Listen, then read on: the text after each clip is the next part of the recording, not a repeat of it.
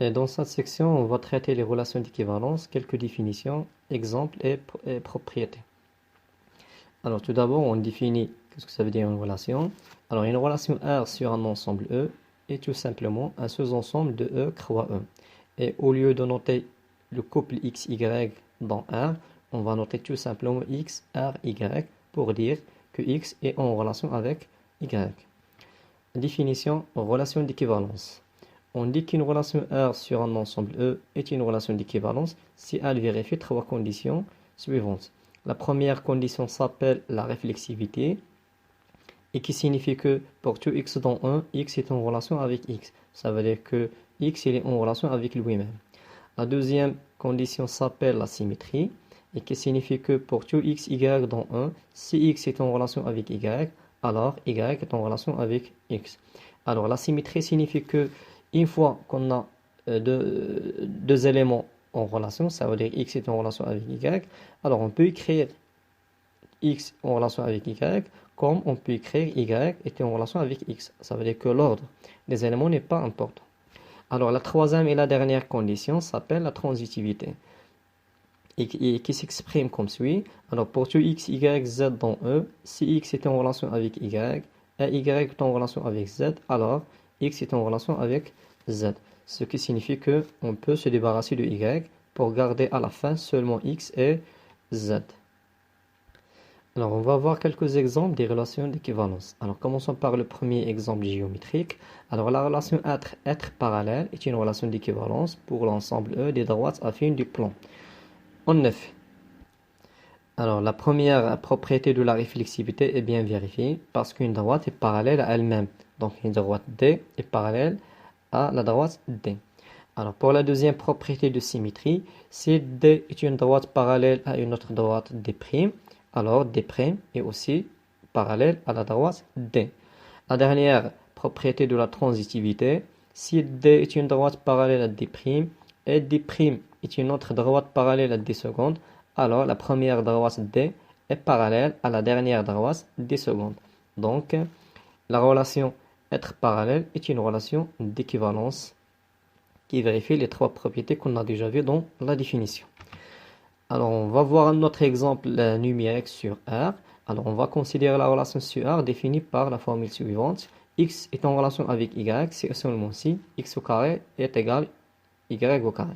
Alors, cette relation est une relation d'équivalence. En effet, commençons par vérifier la réflexivité.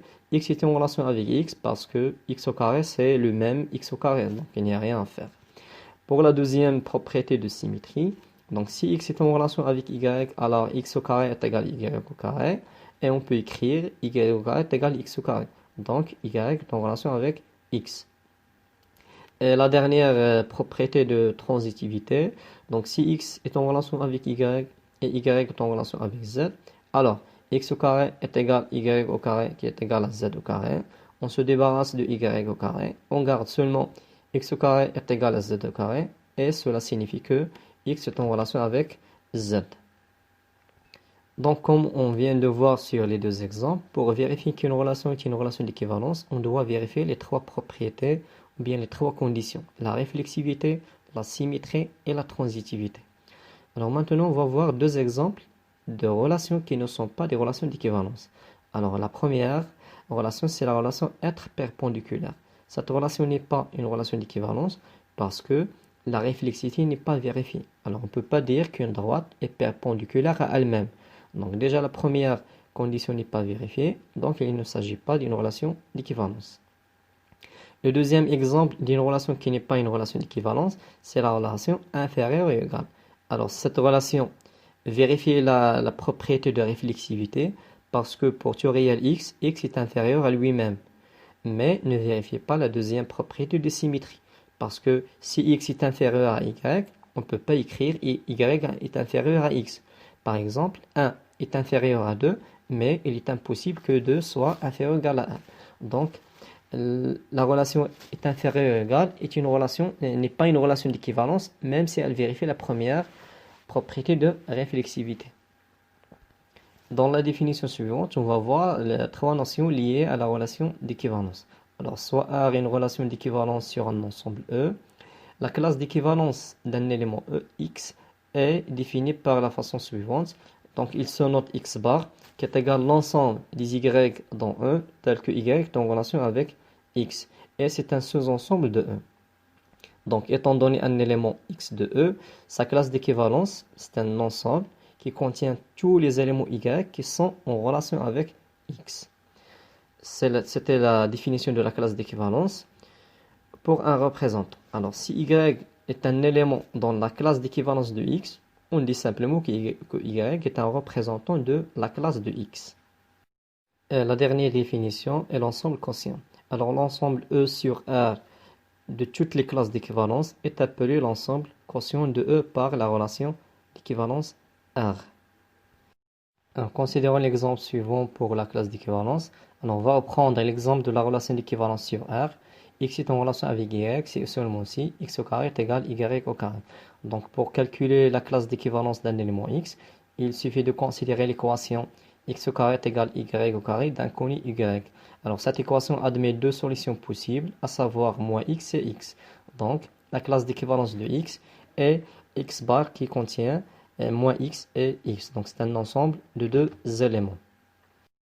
Un autre exemple, définissons sur E qui est égal à z croix 1 étoile, la relation R par.